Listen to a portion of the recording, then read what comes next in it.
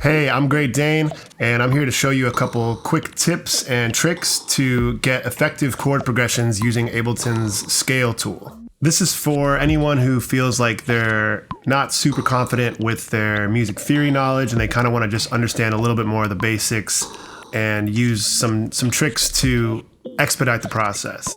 We'll build a simple 4-chord progression, and then I'll show you different ways to extend it and make it longer by inverting it and doing different kinds of voice leading.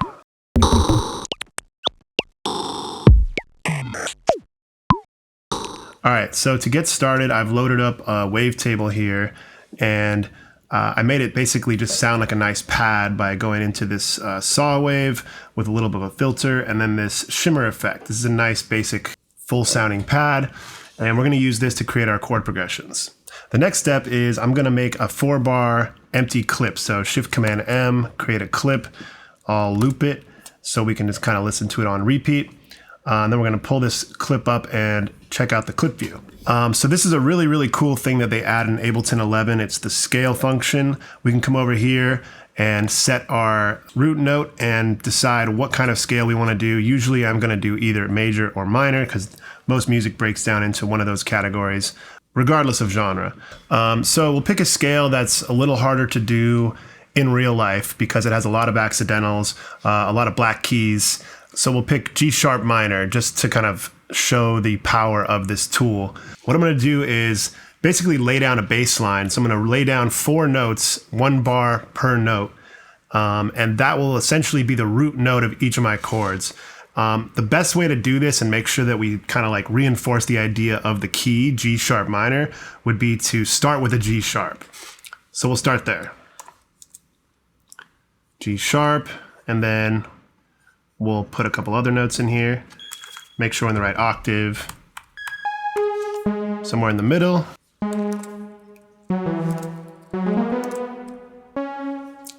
So essentially what I just did was I created the root notes of a chord progression. If we're talking about the music theory of this, the G sharp would be our 1, our root note. So 1, and then even though we're going down to the E, we're going to count it as if it was up, right? So from G sharp, how many steps away is E? So 1, 2, 3, 4, 5, 6.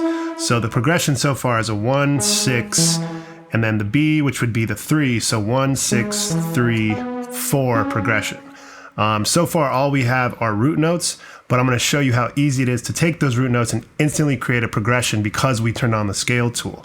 So what I'm going to do is highlight all the notes, Command A, hold Option, and drag them up, skip a note, and you're going to go up to essentially the third of that chord. So now we're going to have, I'll play it like it is now.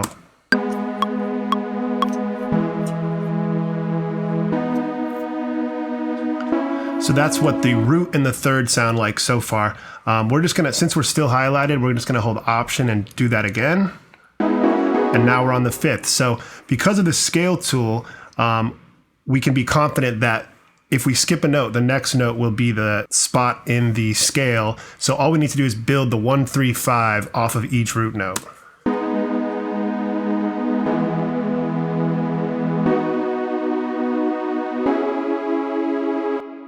So this is our root position chord progression. All the chords are basically just built from the bottom up, from the root to the 3rd to the 5th. And what we want to do is use this progression throughout the song.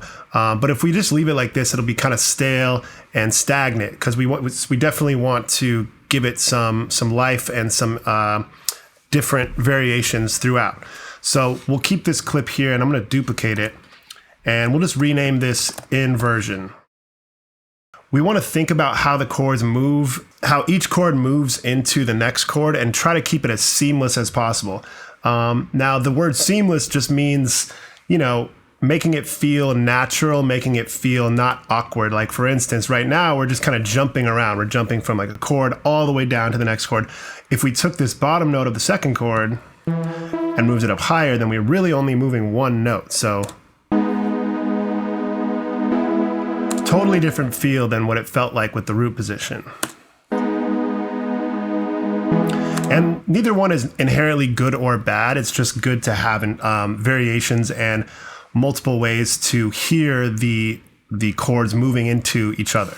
So let's come back to the inverted ones. A lot of times I'm just trying to get the notes as close as possible to each other. So if we take this last G sharp here, put it down an octave, took this F sharp, we could leave this how it is, or we could see what it sounds like if we move this one around. Each different variation will give us a slightly different feel of what these chords sound like moving into each other. So let's hear what this new inverted version sounds like.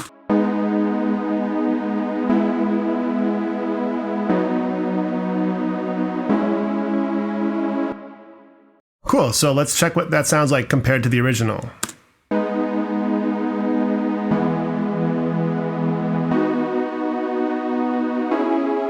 So there we go. We have two very different versions of the same chord progression.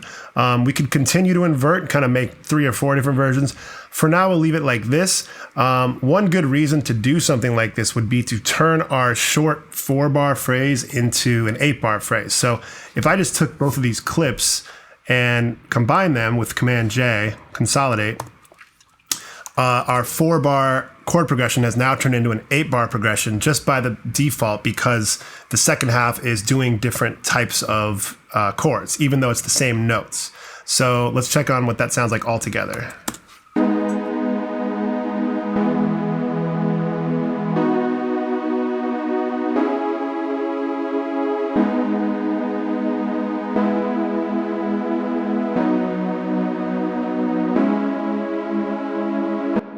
Cool. So it's not the most, interesting progression in the world, but it definitely works.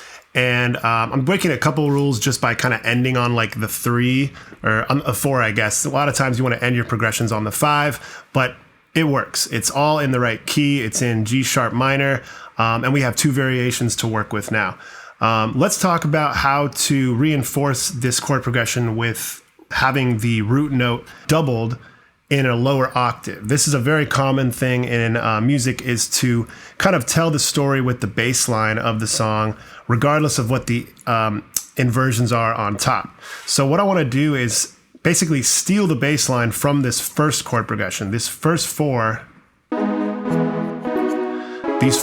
chords are in root position. So that's the easiest one to steal the bass note from, because the bottom note is the note that we need at the bottom. So this gets tricky, because on the second 4 chords, it might be harder to remember which one was the bass note. Unless you have your music theory hat on, you could easily figure it out just by looking at the shapes of these.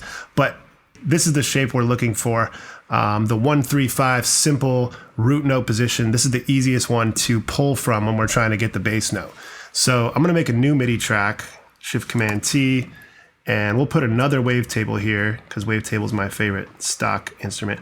We'll make it kind of like a triangle wave with some filter, just really subby, kind of simple sound. And then, like I said, let's copy paste the root position notes, and we'll double it so it's happening over both chord progressions, including the inverted one.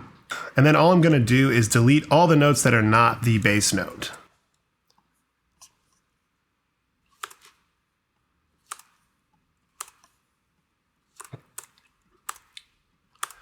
So the last thing I'll do is I'll just take all these notes and make sure they're in a lower octave. So you can basically just Command A, and Shift down, maybe even a couple times, so it really just gets into that low bass range.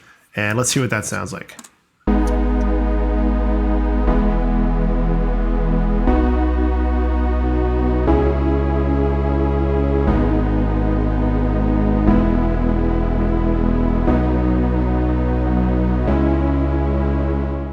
So the bass line works really well over both chord progressions, because the second chord progression is inherently the same progression, it's just inverted, but the bass line is still doing all the root notes.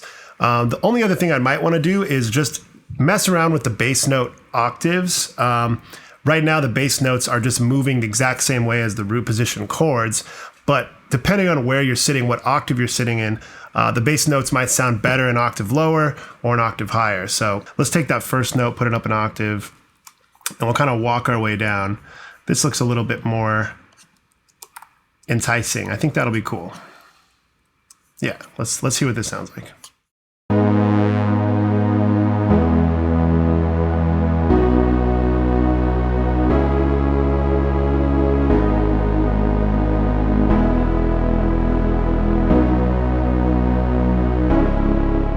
So the drama, we're adding drama just because the bass kind of like slowly walks down to a more dramatic low octave. So yeah, lots of just ways to make your chord progressions simple and interesting, just with octave changes and inversions in the bass line and in the triads. Hopefully this was helpful, and you can use these tools to spice up your chord progressions and keep them interesting over a longer period of time. This is Great Dane at 343 Labs. Thanks for watching.